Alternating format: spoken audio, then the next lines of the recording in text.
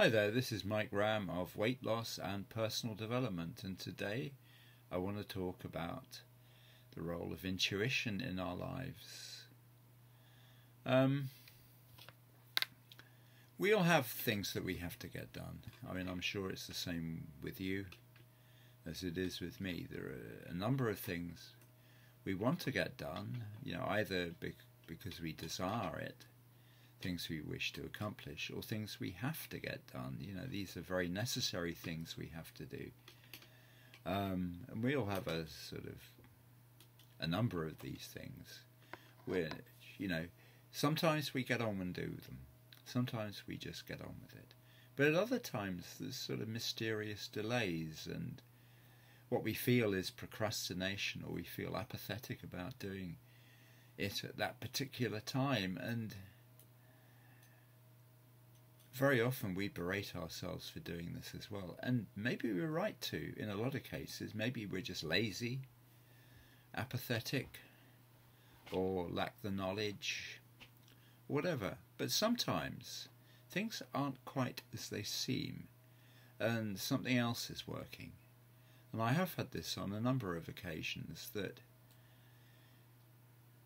I haven't actually attended to something that was sort of glaringly obvious as needing to be done, yet in the end it's been done in a different way. And I recount this example of my kitchen ceiling, which initially came down because I tended to overfill my bath, and the overspill would go onto the bathroom floor and then drip through onto the kitchen ceiling.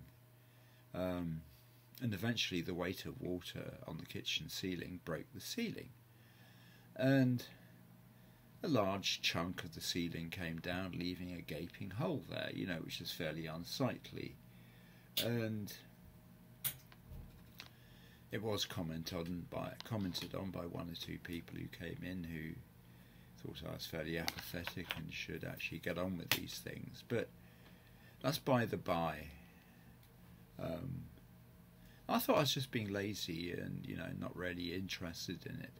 And a while later I went away on holiday for a few weeks. And at the same time, when I go away in winter, I leave the heating to come on sort of once a day so that I don't get frozen pipes. So, the heating was working all the time that I was away. But also while I was away, one of the radiators burst in an upstairs room in one of my bedrooms, which is directly on top of the dining room part of the kitchen diner. And that burst because it was rusted through, and water came out of it because the radiator was continually being pumped with water around the system by the boiler when it came on. And so I had a lot of water spill through that floor onto the kitchen ceiling, or the dining room ceiling. And it brought that part of the dining room ceiling down, and left quite a mess. I had to clear up the water and everything and sort of make sure it was habitable in again. But I had this ceiling that was hanging down, and I put in a claim for insurance, and they came round, questioned me, looked at the damage, and decided they could fulfill my claim by mending the ceiling. But they also mended the other part of the ceiling which had come down. And also I got a lovely new paint job on my kitchen, which was very rewarding because the water that had come down had damaged some of the paintwork. So, I did quite well out of that claim. And after paying an initial sort of £100, because one does with these insurance companies, you have to pay in excess of 100 before they'll look at it, before they'll pay you to get the thing done. And so I got everything mended, and both parts of the ceiling, even though only one part of the ceiling had been down because of that particular piece of damage. And I felt quite happy with myself, and I thought about why I'd actually not had the ceiling mended before. And it occurred to me that I might have had plans to have it done, but the universe wished to save me the money and the bother, and I could get it all done far more professionally by going through the insurance company, who would get far better class of builders in and plasterers in to deal with it. And duly this happened. So I got a complete kitchen diner ceiling, 2 bits, for the price of a radiator plus the excess on my claim, which is pretty fine. It took a while, but the result was much better than I could have hoped for. And I call this constructive procrastination, where something's cut in and stopped you doing something for a deeper reason. The way I look at it is that I might have wanted to get the initial hole in the ceiling mended, but the universe had other plans, knowing what was going to happen. It's sort of, we have this knowledge deep within us, but it's not always accessible for us. And anyway, for one reason or another, I delayed on getting it done, and actually I got the whole thing done for far less than I'd have paid for it if I had gone separately. So somehow it worked out, and other things have happened like that in my life, and intuition can be like that. You just do something, but you don't know why you're doing it. Something happens, it's really weird. And sometimes intuition can be much more stark, like the time I was in India, in Goa, with some friends, and we were being shown this accommodation on the beach, which was a rather nice dried palm leaf hut with a sort of massive living area. And we were shown the inside, or told to go in and have a look. But we got in there, and confronting all of us was this king cobra at 8 o'clock in the morning. And, personally I sort of looked at it, wow, what is this? And my friends were the same, partly hypnotized by it. And then suddenly something in me cut in and said, just move, get out, what are you doing in here?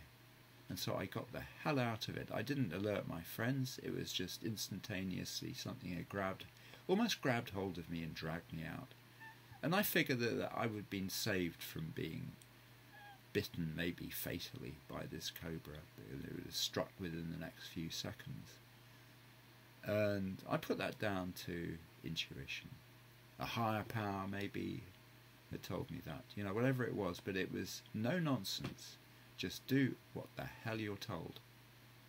And that's intuition. And there are many instances of that, they're recorded by other people. I was being told a story the other night about Churchill, who twice had sort of been saved from being killed by lethal bomb attacks because he decided not to do what he usually did, like get in the side of the car he was in, the side that was waiting for him to get in, but went round the other side. And it transpired that later events had meant that because he got in the side he went round to, he was saved. Whereas if he got in the side that had been held open for him, he'd have probably died. Stories like that. And there are plenty of them.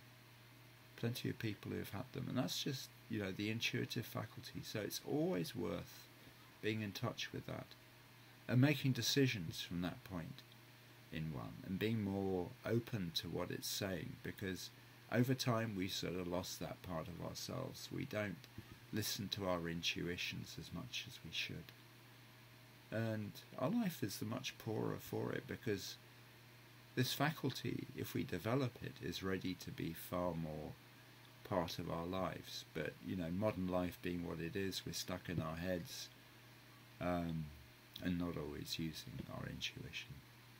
So my main sort of sentiment through this is, if possible, try and work out what your intuition is saying. Get in touch with your heart.